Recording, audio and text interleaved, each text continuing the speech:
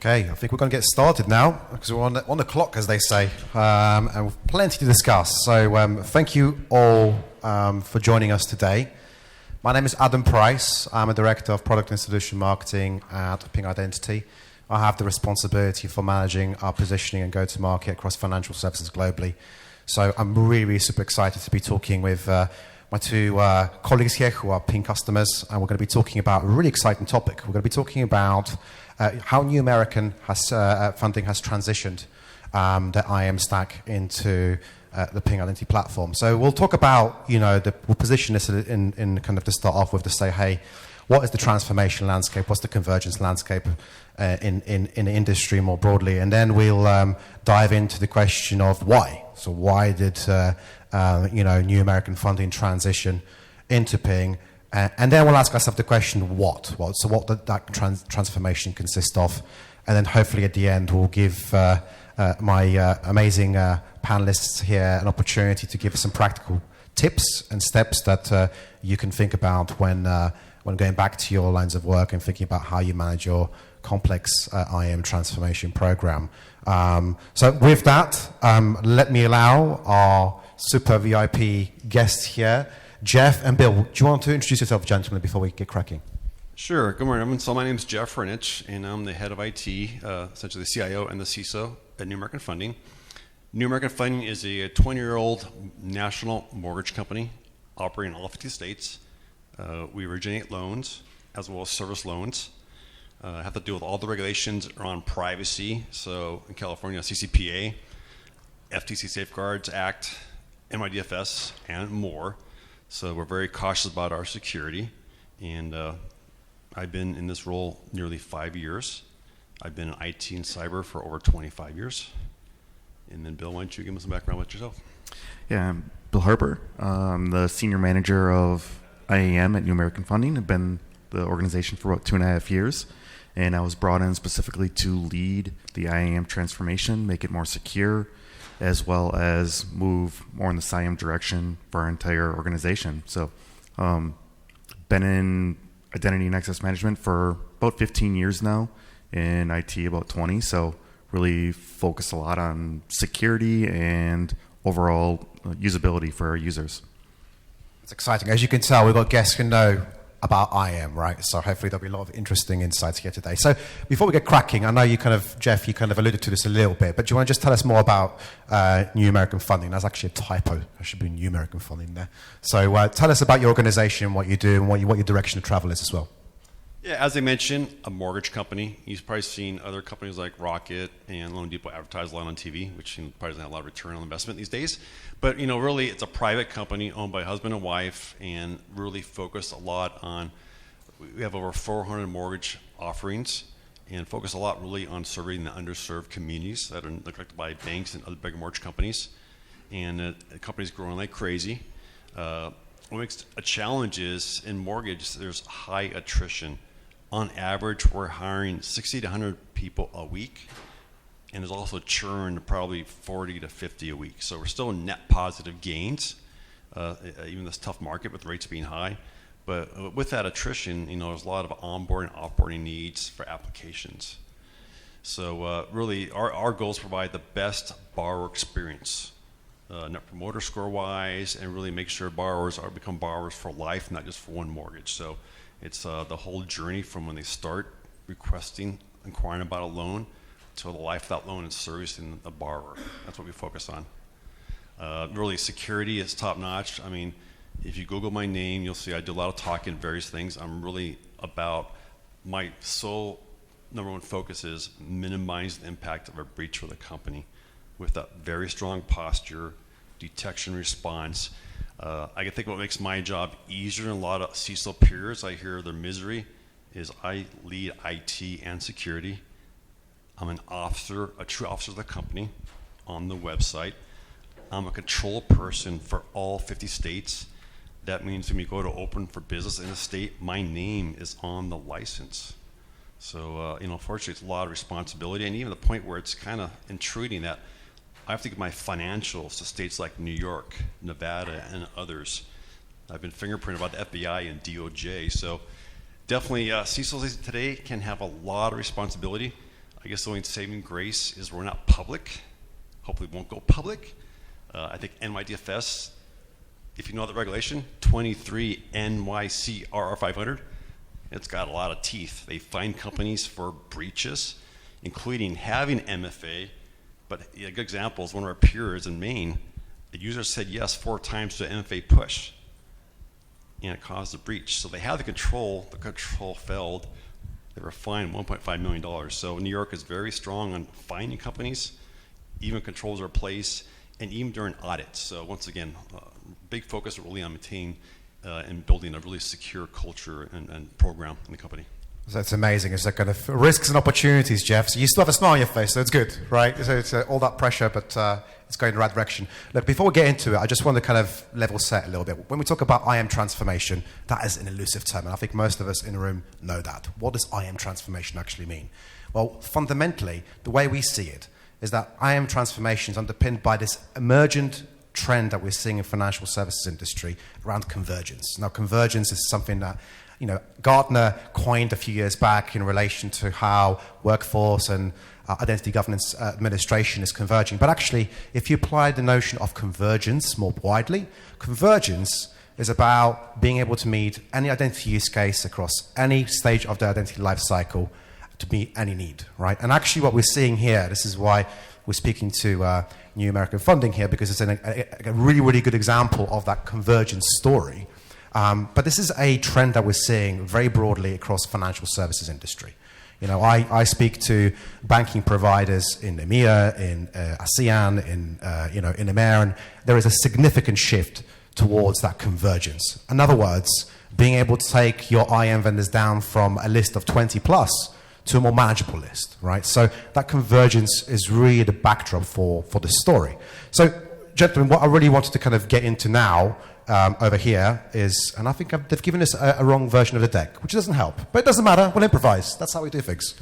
All right, cool. So I really wanted to get into, first of all, the drivers.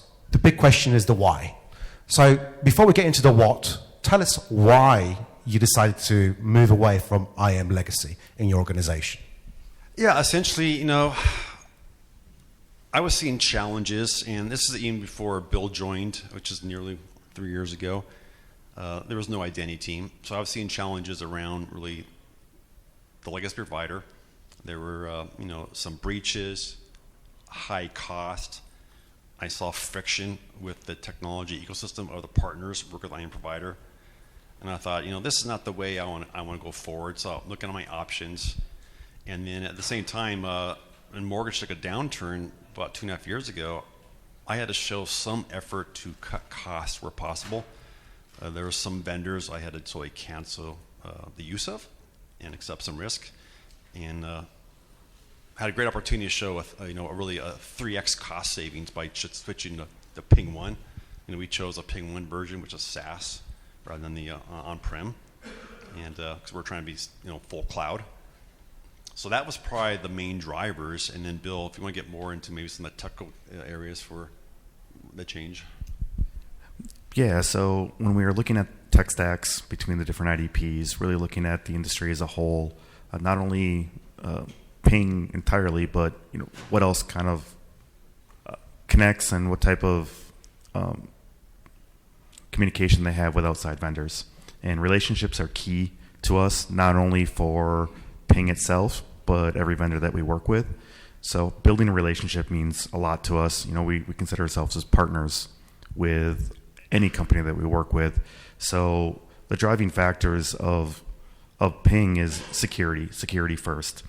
What is going to make it easier for our users, our workforce? How is it going to be secure? How are the REST APIs secured? How is OAuth secured? All these factors are put in place, and we were pleasantly surprised when we first started our journey with Ping on just the way that they operate versus some of the other vendors that are out there. So besides the cost saving, security was a big driving factor for us to be able to change. And overall, once we did our POV and understood, what we were getting into, then you go into the planning stage of actually transitioning over. But really the discovery phase for us was pretty unique and pretty fun. The positive thing is Ping was with us every step of the way. So going to a conference and speaking with them, understanding the challenges that they're overcoming, even with Andre, and then really just making the right decision to move. That's fascinating. So cost, security, relationships, there's a lot to think about there. Actually, we've got our Supremo who manages the relationship with Ping, Paul, right here in the audience. So if you want to talk to him, to approach him afterwards. Okay, so those are kind of your key drivers. So that's a big decision. You're taking a big, bold step, risk to a certain extent. But let's kind of talk about what you actually did. I mean, this is a really, really exciting story that started off with a workforce migration, which happened in just 60 days, which is phenomenal. And then expansion into fish-resistant passwordless and into IAM and other spaces. So walk us through that journey. What was the first step when we're talking about workforce migration? Well, of course, there's the contracting phase, which takes time for legal. And during that phase, I told Paul, I want to talk to Andre. So all my key vendors, the biggest security vendors in the world down to the small ones, I want to have some kind of relationship with either the founder or CEO. That's just the way I work. I demand from my vendors. So I had a great call with Andre, and since then, a lot of dialogue, which is really cool. So, that's the way I really enjoyed that. I didn't have that with my previous IAM vendor. And then, things got delayed. The contracting took longer than we thought, just the way legal works. And our window to migrate soon became much smaller than we expected, to the point where we migrated in 60 days. And this is during Thanksgiving and Christmas holidays too. And Bill was doing the work, and we had one engineer from a partner that helped out. So I think that timeline was pretty amazing. Definitely we hit some bumps. I'll let Bill talk about those because some were totally unexpected, not related to Ping either.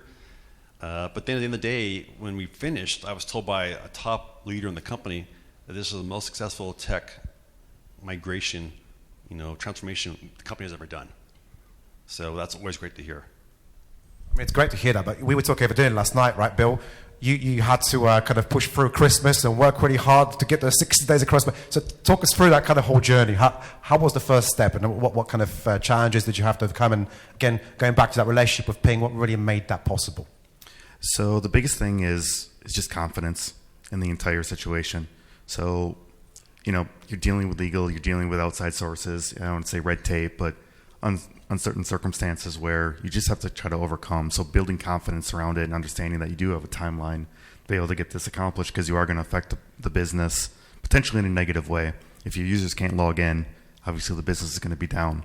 So understanding that, we had a transformation of 60 days, 120 applications, about 80 SaaS applications, about 40 internal applications that will all need to be rebuilt in order to, properly authenticate within Ping environment. And then on top of that, you're talking about policy controls, geolocation, how you're going to handle MFA, fatigue, what type of process are you going to go through in order to allow authentication, customization around it. We like to white label as much as possible, and actually Ping allows us to do that. So there's a lot more involved in just, as everybody here knows, in just operating. In the situation that I came into, I didn't build our previous IDP. So understanding and trying to really dig deep in how to look at the faults that we had in our previous situation, overcome those, and then move that over in a different direction. So from an architectural side, start off architecting and then really just plan out moving over. And one unique situation that we have is we didn't have a PM to be able to manage this project. So this was all done by an internal team of really 4 or 5 of us that really maintained that kind of communication throughout the entire organization. As Jeff stated, it was a very successful transition, and even overcoming different obstacles.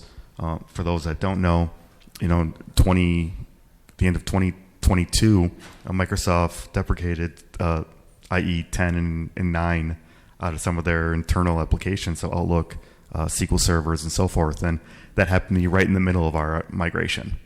And things like that keep you up at night, understanding that you have to overcome those challenges. But as I told Adam last night, confidence is a big part of this. It's like we know we can't fail. We know we have to be confident about it. We have the team, the ability to do it. And at the end of the day, it worked out well.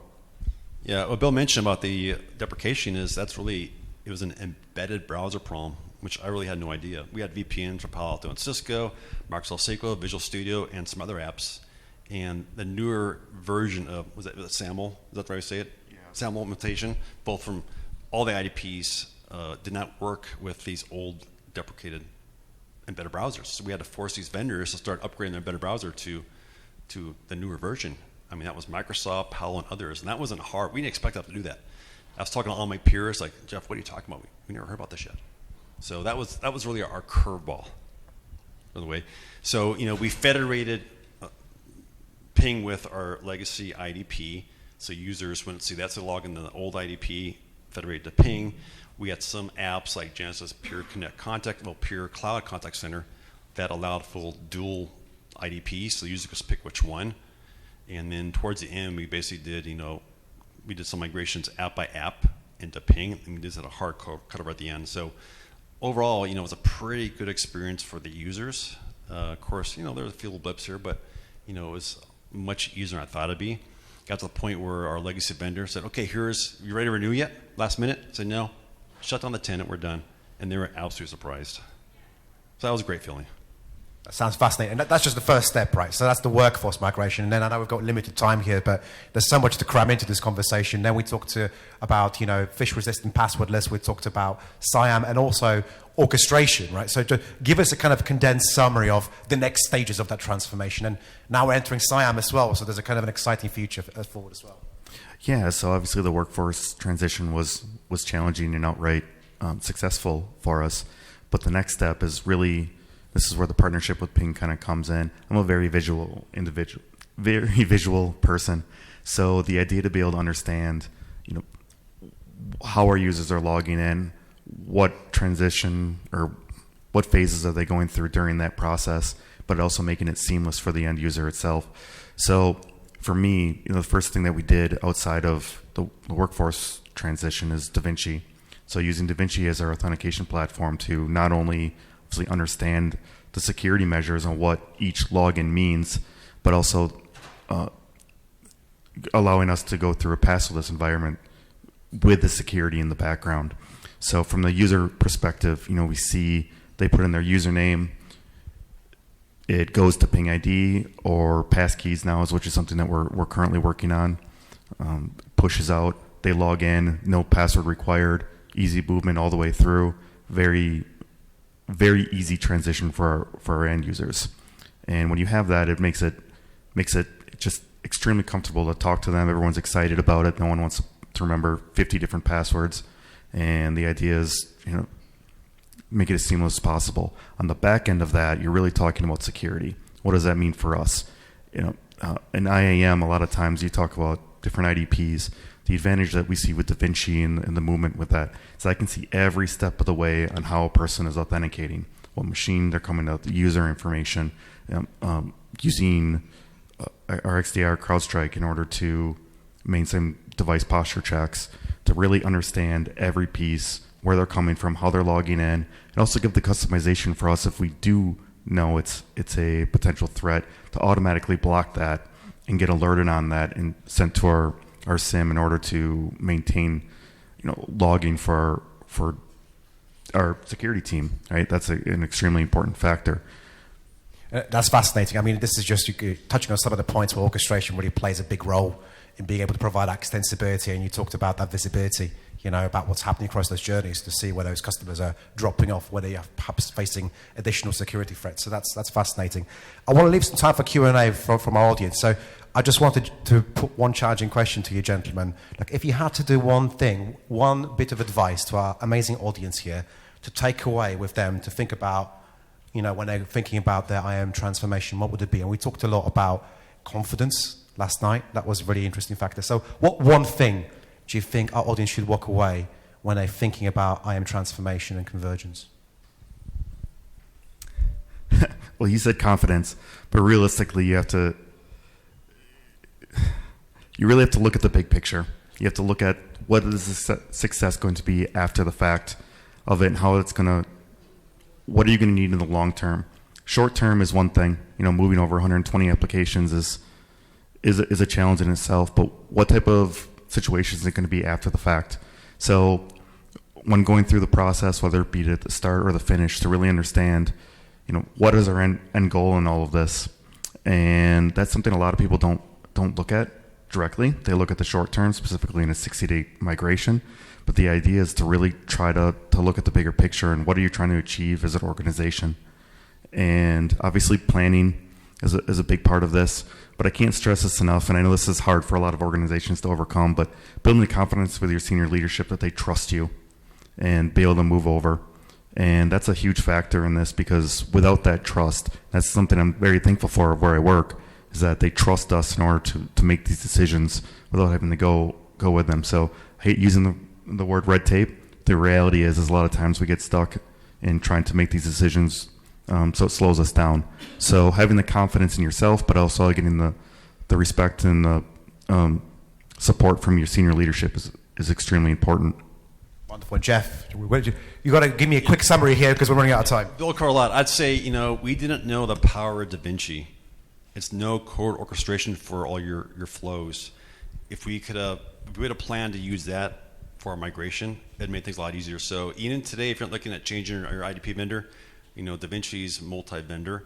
So I would look at it because you have a visual of all your flows. It's very logical, easy to use, and it could be the first step in looking at, transforming another IDP or just improving your current IDP program. Wonderful. So there's a lot to think about there. So it's a great kind of story of how New American Funding moved and are continuing to move into and transform their IAM.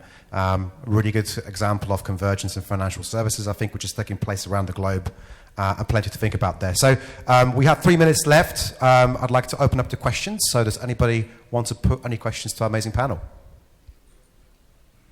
Don't be shy. There we go, sir. Go ahead. So you said you rolled out the password list to consumers? We haven't moved out password list to consumers yet.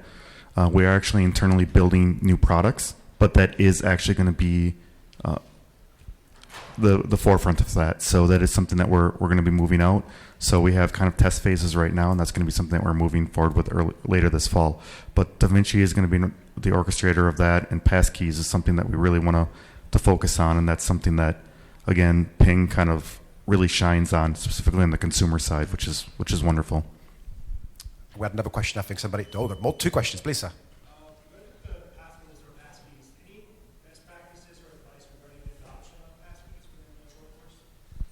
So that's a interesting topic right now because it's really all over the place. So really, it's finding out what type of device structure that you have internally. One of the things that we have to overcome is legacy hardware to be able to support this, right? Because it's FIDO controlled in a lot of cases, or using a wallet. So there are different pieces that you have to consider. Hardware being one of them. Also passkey wallets, so particularly, whether it be using Ping, Apple products, Microsoft products, but the idea is to get hardware to be able to support it. I will say that that's something that we have to overcome a lot right now. It's a challenge, but the overall feel of it is wonderful once it's completed. So I will say, definitely look at wallets externally. I love Ping, but that's one thing that we need to kind of focus on. And we use Windows Hello for a lot of our authentication through passkeys as well, and that works great. But again, you need the hardware to kind of support it. We've got one more question available. Please, sir, go ahead. Did you use an on-prem version of Ping, or is it IaaS? No, we went full SaaS. So we're using Ping 1 for enterprise, or Ping 1, I guess, is the solution now. We also use Ping Protect, Da Vinci, and then Ping ID for pretty much our entire tech stack with them. So.